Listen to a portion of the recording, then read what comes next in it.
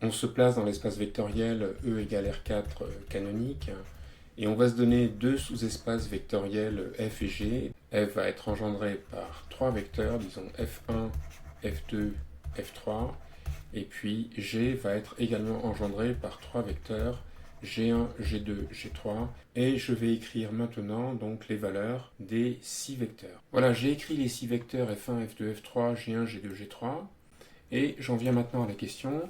On nous demande de déterminer une base du sous-espace F inter G, de l'intersection de F et de G, et on nous demande de trouver cette base en appliquant la méthode de l'échelonnement vertical. Alors, comment va-t-on déterminer une base de F inter G? Ça va se découper en deux tâches. Première tâche, on va déterminer la dimension, donc d'abord la dimension de F, et plus précisément même une base échelonnée de F, donc on va appliquer l'algorithme d'échelonnement vertical. Ensuite, on va faire la même chose pour G, c'est-à-dire qu'on va déterminer une base échelonnée de G et on en déduira donc la dimension de G. Pour la suite, on va se référer à la formule de Grassmann. Alors, la formule de Grassmann, en dimension finie, donne la dimension de l'intersection de deux sous-espaces. Et c'est tout simplement la différence entre la somme des dimensions et la dimension de la somme. Plus précisément, c'est la dimension de F plus la dimension de G moins la dimension de la somme F plus G. Donc nous, ce qui nous intéresse, c'est l'intersection de F et de G. On voit donc que c'est en lien avec F plus G. Et justement, comme F est engendré par la famille BF, et que G est engendré par la famille B indice G, eh bien, on sait que F plus G est tout simplement engendré par, entre guillemets, la réunion des deux familles. Donc, ce qu'on va faire, c'est écrire côte à côte la base échelonnée, donc B indice F de F, qu'on aura trouvé à l'étape précédente. On fera pareil pour la base échelonnée de G. Et puis on va mettre donc ces colonnes côte à côte dans un seul et même tableau et on va échelonner l'ensemble. Donc le nombre de colonnes ici c'est la dimension de F et le nombre de colonnes ici c'est la dimension de G. Donc lorsqu'on va échelonner les deux tableaux concaténés, eh ben, donc, on aura dimension de F plus dimension de G colonnes. Donc l'échelonnement va conduire donc à une matrice comme ceci, par exemple, hein, et puis donc le nombre de colonnes, ici, ce sera la dimension, évidemment, de F plus G. Et il faudra compléter ces colonnes par une suite de colonnes qui vaudront toutes 0. Et évidemment, le nombre de colonnes, ce sera la dimension de l'intersection de F et de G. Dans l'exemple, on précisera à ce moment-là comment on fait pour trouver une base de F de l'intersection de F et de G. Donc première étape, d'abord donc la dimension de F et en fait plus précisément la recherche d'une base échelonnée B indice F de F. Donc pour ça, j'ai besoin d'écrire verticalement les coordonnées de mes vecteurs générateurs F1, F2, F3 dans la base canonique, ce que je vais faire maintenant. Voilà, donc j'ai réécrit les coordonnées des trois vecteurs. Donc ici, j'ai les coordonnées de F1, au-dessus celle de F2, et là, celle de F3. Et donc, je vais appliquer l'algorithme d'échelonnement, mais sans mémorisation.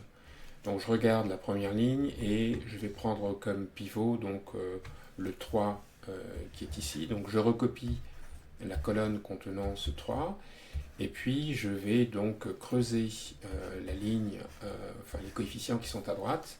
Donc pour supprimer le 5 qui est ici, il me suffit de multiplier par moins 5 la colonne où il y a le pivot et puis de multiplier par 3 la deuxième colonne et d'ajouter. Ça va donc me faire le 0 qui vient ici, puis les coefficients en dessous, donc j'ai 2 fois 3, ça fait 6.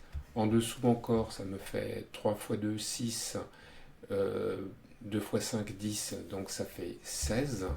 Et puis 6 fois 3, 18 pour la dernière ligne. Donc je passe à l'élimination du coefficient moins 5 Pour donc supprimer ce moins 5, il suffit que je multiplie la colonne où il y a le pivot par 5 et que je multiplie la colonne où il y a moins 5 par 3, ce qui me fera donc un 0 ici. Du point de vue coefficient, donc je récupère en dessous 3, puis à la ligne en dessous, ça me fait 5 multiplié par moins 2, ça fait moins 10, 6 fois 3, 18, donc 18 moins 10, ça fait 8, et enfin à la dernière ligne, j'obtiens tout simplement 9. Donc l'échelonnement est presque terminé, je vois que j'ai un échelonnement sur une colonne et même en fait sur deux colonnes, et je regarde donc les deux derniers vecteurs, et il est immédiat que ces vecteurs sont colinéaires, puisque si je multiplie par 2 le dernier, 9 fois 2, 18, 8 fois 2, 16, 2 fois 3, 6, j'obtiens l'avant-dernier. Qu'est-ce que ça veut dire? Ça veut dire qu'en fait, le sous-espace vectoriel engendré par les trois vecteurs est de dimension 2, et donc j'obtiens une base échelonnée en prenant donc la première colonne, et puis je vais prendre plutôt la troisième que la deuxième, puisque les coefficients sont plus simples. Donc ça me fait 0, 3, 8 et 9, donc avec un échelonnement sur deux colonnes. Qu'est-ce que je déduis de tout cela? J'en déduis que la dimension de f, c'est 2, et je peux même donner une base B indice f de f, donc formée de deux vecteurs U1 et U2.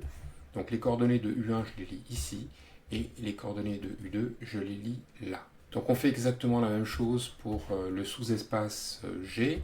Donc je cherche la dimension de G, et je cherche même mieux que cela, je cherche une base échelonnée B indice G de G.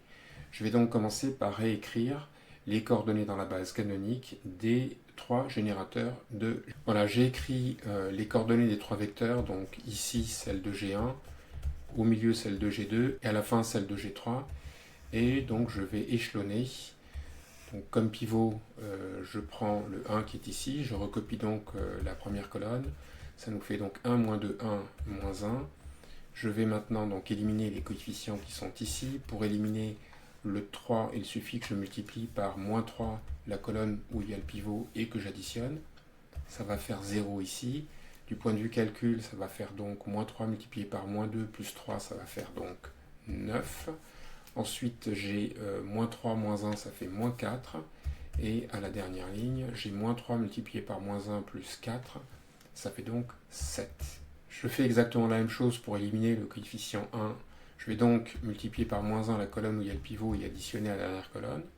J'obtiens donc 0 ici. Ensuite, ça me fait donc moins 1 multiplié par moins 2 plus 7, ça fait donc 9. En dessous, ça fait moins 1 multiplié par 1, moins 3, ça fait donc moins 4. Et à la dernière ligne, ça fait moins 1 multiplié par moins 1 plus 6, ça fait 7.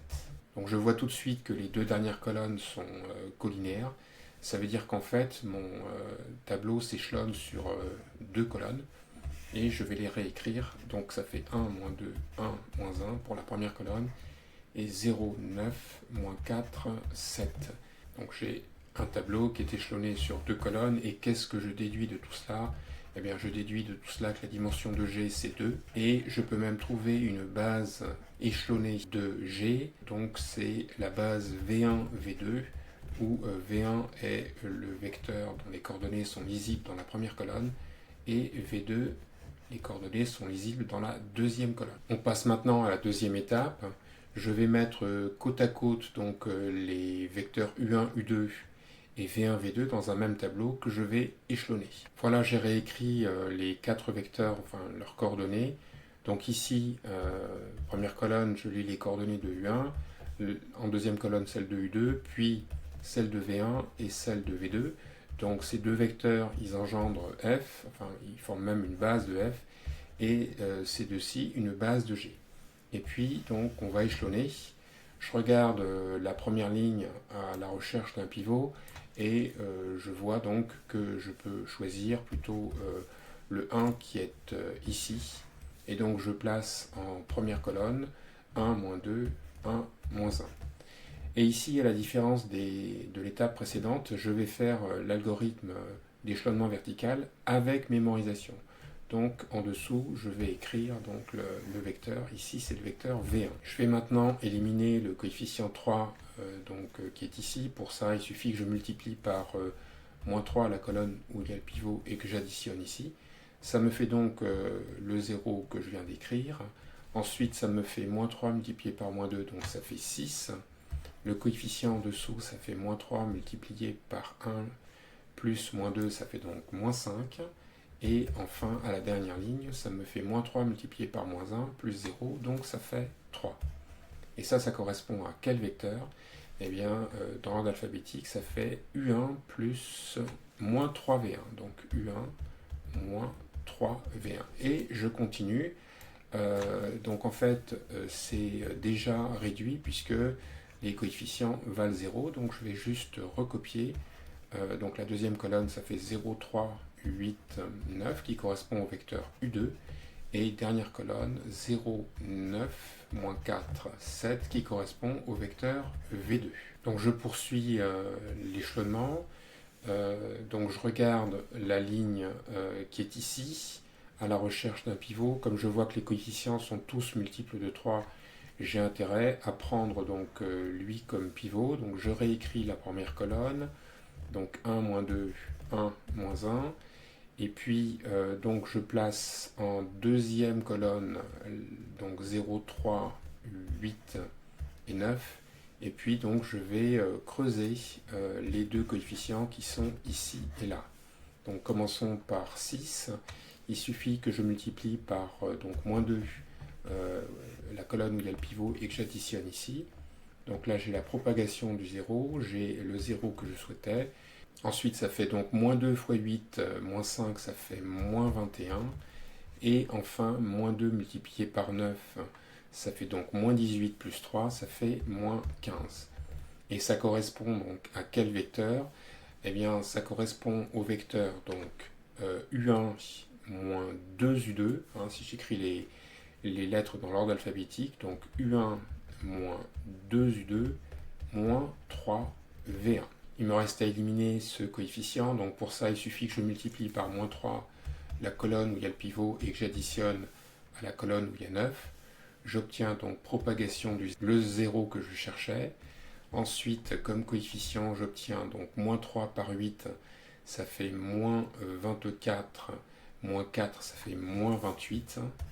Et puis, à la dernière ligne, ça me fait moins 27 plus 7, ça me fait moins 20.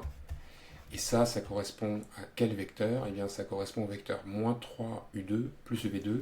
Donc, je vais écrire en dessous moins 3U2 plus V2 et je vais donc séparer pour que ce soit un petit peu plus clair. Donc, je vais poursuivre l'échelonnement, mais je regarde, donc j'ai plus que 2 colonnes.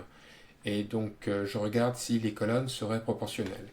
Donc, si elles l'étaient à la dernière ligne, je vois que le coefficient de proportionnalité serait 20 15e, hein, qui vient de moins 20 divisé par moins 15. Et puis à l'avant-dernière ligne, ce serait donc moins 28 divisé par moins 21, donc 28 21e. Et donc je peux simplifier par 5 la première fraction, ça me fait donc du 4 tiers. Et là je peux simplifier par 7 pour obtenir donc également 4 tiers. Qu'est-ce que j'en conclus? Eh bien j'en conclus que les deux colonnes qui sont là sont proportionnelles. Et par conséquent, quand je vais poursuivre l'échelonnement, eh bien, ce sera échelonné sur deux colonnes. Donc je vais répéter les deux premières colonnes. Donc la deuxième, ça fait 0, 3, 8 et 9. Je vais même réécrire la troisième. Et puis, il n'y aura pas davantage d'échelonnement. Donc si je veux échelonner davantage, eh bien, j'aurai une colonne de 0. Et comment j'obtiens cette colonne de 0? Eh bien, je vois que si je multiplie par 4 le vecteur qui est ici et que je fais moins 3 fois le vecteur qui est là, eh bien, ça va faire 0 à cause du coefficient de proportionnalité qui est de 4 tiers. Donc, je vais écrire ce que vaut le vecteur nul ici, comment il a été obtenu. Donc, pour ça, qu'est-ce que j'ai fait? J'ai fait 4 fois le vecteur qui est ici, donc ça fait 4 facteur de U1 moins 2U2 moins 3V1, et puis moins 3 fois, donc moins 3 fois le vecteur qui est ici. Donc ça fait moins 3 multiplié par moins 3U2 plus V2. Et ça, c'est censé faire donc le 0 de R puissance 4. Et je vais donc maintenant réduire cette expression. Donc qu'est-ce que j'obtiens si je regroupe par ordre alphabétique? Donc les U d'abord, ça me fait donc 4 U1 qui vient donc de 4 U1 ici. En U2, j'ai moins 8 U2 et ici j'ai moins 3 multiplié par moins 3, ça fait 9 U2. Donc ça me fait plus U2. En V, j'obtiens moins 12 V1 qui provient donc du produit de 4 avec moins 3 V1. Et puis en V1 c'est tout et il y a encore moins 3 V2 qui vaut donc le vecteur nul de R4. Et c'est maintenant que le problème va se dénouer parce que eh bien, ça, U1 et U2, ce sont des vecteurs de F. Donc, comme F est un sous-espace vectoriel, 4U1 plus U2 appartient à F. De même, comme V1 et V2 sont des générateurs de G, enfin des éléments de G, ceci appartient à G. Donc je vais en fait séparer les U et les V. Ça me donne donc 4U1 plus U2 qui est égal à donc 12V1 plus 3V2. Mais comme dit précédemment, ce vecteur est dans F, ce vecteur est dans G, et comme ils sont égaux, le vecteur est dans l'intersection de F et de G. Maintenant, revenons à la dimension de l'intersection. On a vu que la matrice s'échelonnait sur 3 colonnes. Donc ça veut dire que la dimension de F plus G est égale à 3. Donc on va calculer la dimension de l'intersection d'après la formule de Grassmann. Donc ça fait la somme des dimensions. Donc chaque sous-espace était de dimension 2, moins la dimension de la somme, on vient de voir que c'est 3. Donc ça nous fait 4 moins 3, ça fait 1. Ça veut donc dire que l'intersection de F et de G est une droite vectorielle. Et pour avoir donc une base de l'intersection, il suffit d'avoir un vecteur non nul. Et on va donc vérifier que le vecteur 4U1 plus U2 n'est pas nul. Donc pour ça, je vais marquer donc les coefficients dans la combinaison linéaire. J'ai dit 4U1 plus U2. Et je vais faire donc le calcul ici à gauche des composantes du vecteur. Donc ça me fait 3 fois 4 plus 0, donc ça fait 12. Deuxième composante, ça fait donc 3 fois 1, ça fait 3.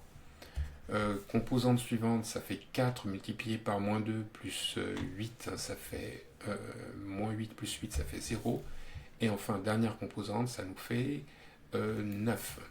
D'ailleurs, je peux vérifier que ça correspond au deuxième vecteur que j'avais trouvé, qui est 12V1 plus 3V2. Donc ça veut dire ici 12V1 et 3V2. Et pareil, je vais faire le calcul. Donc, première composante, eh bien, je lis donc 1 fois 12 plus 0. Donc ça fait bien 12 comme on a trouvé ici.